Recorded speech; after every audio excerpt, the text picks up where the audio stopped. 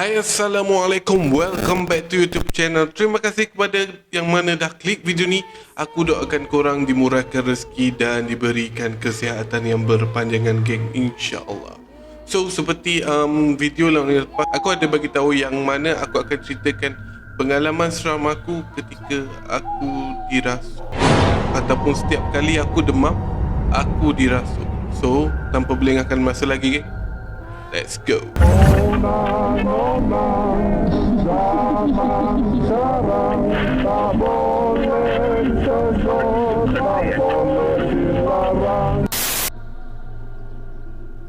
So, benda ni berlaku, tak silap aku, masa aku tingkatan 2. Benda ni berlaku masa aku tingkatan 2. Then benda tu berlarutan sampai aku umur dalam 18 tahun, lebih kurang macam tu lah. Benda ni berlarutan. Maksud aku berlarutan macam mana? Setiap kali aku demam, aku akan meracau. Meracau maksudnya macam mana, geng? Ibarat macam ada benda lain yang masuk dalam tubuh aku. And then masa tu aku memang tak boleh kawal apalah. So starting from aku tingkatan 2, masa tu aku ingat lagi dekat sekolah aku ni ada buat satu, orang kata camp lah, camp daerah. Camp daerah ni maksudnya camp daerah maknanya setiap sekolah dekat dalam daerah tu akan berkumpul dalam satu camp lah, lebih kurang macam tu. And then aku daripada sekolah aku mewakili cadet polis. Aku masih ingat lagi, mewakili. Masa tu tak silap aku first time lah aku join camp-camp macam ni dekat sekolah kan. Jadi masa tu bila dapat tahu yang nama aku terpilih kan, aku memang excited lah. Sebab memang dah lama aku mengimpikan benda tu. Dan mungkin orang yang seumur macam aku atau sebaya dengan aku pun merasakan benda yang sama. Sebab cara kita orang berhibur macam tu kan. Jadi bila dah dapat tahu yang aku ni terpilih untuk join camp, memang happy lah. Jadi bila dapat join camp, jadi adalah dia punya prosedur dan proses-proses sebelum kita orang pergi ke camp tu. Jadi nak dijadikan cerita, aku dalam satu kumpulan ditugaskan untuk mencari buluh. Buluh. Sebab dia cakap untuk nak dirikan kemah apa semua. Tak tahulah masa tu kemah guna buluh ke apa kan. Jadi tak silap aku petang lepas pada kita orang habis training untuk berkawat, and then aku dengan kumpulan aku ditugaskan untuk pergi ambil buluh. Pergi ambil buluh ni, geng, kalau korang dengar mesti dalam hutan apa semua, tapi sebenarnya tak pun. Buluh tu macam pinggir jalan macam tu lah. Dia bukan banyak, dia just macam setompok serombolan, lebih kurang macam tu lah. Ada buluh kat situ kan. Jadi aku dengan member aku apa semua ni tak cakap banyak, ambil keluarkan parang, terus tebang pohon buluh tu. Jadi benda tu, masa tu kita orang tebang lah tanpa fikir apa-apa semua. Masa tu aku pun fikir macam silap aku juga, tak minta izin ke apa kan. So masa tu tanpa berfikir panjang, kita orang tebang buluh. Ikut berapa batang yang kita orang nak lah. Masa tu aku dah lupa lah berapa batang yang dia minta kan. Tapi kita orang ambil. So dari sekolah aku ke tempat tu memakan, tak adalah jauh sangat, dalam 2-3 minit macam tu lah. Dalam 100 meter macam tu, 200 meter macam tu daripada sekolah aku. Jadi tak jauh sangat lah kan. So kita orang pun ambil buluh, and then sampai dekat sekolah, kita orang susun satu tempat. Masa tu sebelum aku selesai, aku meninggalkan sekolah tu ataupun aku balik kat rumah aku, masa tu kan aku dah rasa something tau. Aku dah rasa macam something rasa macam tubuh ni macam tak sedap. Tubuh ni macam rasa macam nak demam, lebih kurang macam tu. Tapi masa tu aku tak mengendahkan langsung lah. Aku just tak ada hal lah. Sebab risau juga kalau demam ni kan. Sebab keesokan tu memang dah kita orang nak bertolak pergi ke camp tersebut kan. Kalau buat ni aku demam apa semua, memang terlepas lah peluang aku untuk pergi camp. Tapi bila sampai kat rumah, Alhamdulillah aku demam. So alhamdulillah aku demam geng. Jadi memang orang kata demam aku tu memang demam yang betul-betul tak larat lah. Boleh cakap macam tu. Sampai tahap yang nak pergi ke tandas pun kena papah apa semua kan. Jadi nak dijadikan cerita, bila dah makan ubat apa semua, jadi aku pun rehat. Pukul 3 lebih macam tu lah. Pukul 3 lebih macam tu, aku tiba-tiba tersedar daripada tidur. Dan bila aku tersedar geng, aku ada kat dapur. Korang bayangkan, kau tidur dalam bilik, and then bila kau sedar, kau ada di dapur dengan tubuh yang berdiri, dengan berpeluhnya bagai. Aku ada kat dapur. So masa aku sedar tu, aku nampak ayah aku nampak mak aku nampak adik-beradik aku. Masing-masing tengah pandang ke arah aku kan. Diorang ni pandang ke arah aku dengan muka yang risau. Aku masa tu macam, kenapa dengan korang ni kan? Aku fikir macam tu kan.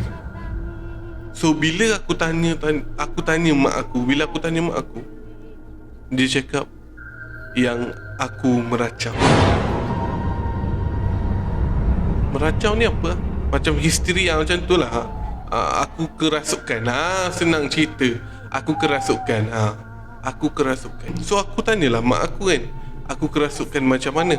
Mak aku cakap, sebelum aku start meracau, aku akan mengeluarkan bunyi yang pelik. Aku bagi contoh macam mana bunyi dia macam ni. Yes, mak aku cakap macam tu kat aku. Jadi bila mak aku dengar macam tu, mak aku fikir aku ni muntah. Senang kata macam mak aku fikir, anak aku muntah ke apa kan. So mak aku pun bergegas lah pergi ke dalam bilik. And then bila mak aku cakap bila mak aku sampai dalam bilik, mak aku buka pintu bilik, dan mak aku melihat aku ni berdiri tegak kan, sambil tangan aku menghayun kiri ke kanan. Korang faham tak? Macam korang nak tebas sesuatu kan, macam korang kena hayun tau. And then mak aku beritahu yang keadaan masa tu aku memang dalam keadaan macam tu, sedang macam menebang sesuatu. Masa tu bila mak aku tengok aku dalam keadaan macam tu geng, mak aku terus pergi dalam bilik and then kejut bapak aku geng. So pada malam tu memang aku meracau teruk, aku kerasukan teruk geng.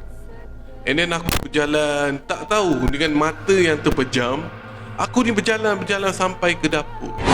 Bila sampai kat dapur, mak aku bagi tahu yang dia pun membacalah surah, baca ayat kursi kat aku. Itu yang menyebabkan aku sedar. Memang masa tu aku dah macam blur, tau tak? Korang bayangkan, korang tidur and then tiba-tiba sampai kat dapur. Tiba-tiba bila korang sedar, korang ada dekat dapur. Benda tu macam betul kan? Macam tu. So lepas kejadian aku kerasukan tu geng, korang tahu tak yang setiap kali aku ni demam, aku akan kerasukan. Aku akan masuk sesuatu dalam tubuh aku yang menyebabkan aku ni tak boleh kontrol. Sebab aku masih ingat lagi masa tu aku demam juga kan. And then aku tidur macam biasa, aku tidur tak silap dalam pukul 1 atau pukul 2, tiba-tiba kan aku tersedar daripada tidur. Aku buka mata aku, tapi yang sayangnya geng, aku tak boleh kawal tubuh aku. Sumpah demi Allah aku cakap, aku tak boleh kawal tubuh aku. Aku just boleh pandang je, nak cakap pun tak boleh. Aku dapat rasakan yang tubuh aku ni bergerak kan. Masa tu nak angkat tangan pun tak boleh. Dan aku sedar yang tubuh aku ni bergerak dan terus sampai ke dapur. Dan pada masa sama, kebetulan mak aku ni bangun untuk minum air kan. So kita orang bertembung kat dalam. Mak aku tanya, kau ni dah kenapa kan? Lebih kurang macam tu lah. Jadi aku ni tak boleh nak jawab. Sedangkan aku sedar masa tu, aku nampak mak aku apa semua, cuma aku tak boleh nak jawab. Sumpah demi Allah aku cakap, aku tak boleh nak jawab. Masa tu kan aku rasa aku ada dalam tubuh aku. Aku macam rasa aku ni ada di sesuatu tempat yang mana dekat hati. Sumpah demi Allah,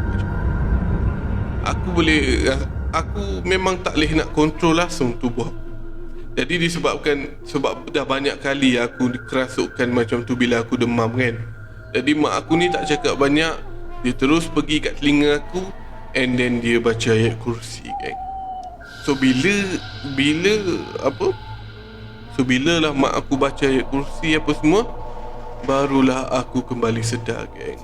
So benda ni berlarutan sampai setiap kali aku demam macam tu lah jadi geng. And then sampai satu tahap ni geng, aku dah mula give up geng. Aku dah mula give up. Maksudnya give up sampai tahap aku macam ni dah. Setiap kali aku demam atau apa kan, aku jadi takut untuk tidur. Sumpah serius demi Allah aku cakap. Setiap kali masa tu lah, bukan ni sekarang. Sekarang ni Alhamdulillah aku dah okay balik, aku dah normal balik. Lepas maknanya pada masa tu kan, setiap kali aku rasa macam nak demam ke apa kan, aku akan kerasukan.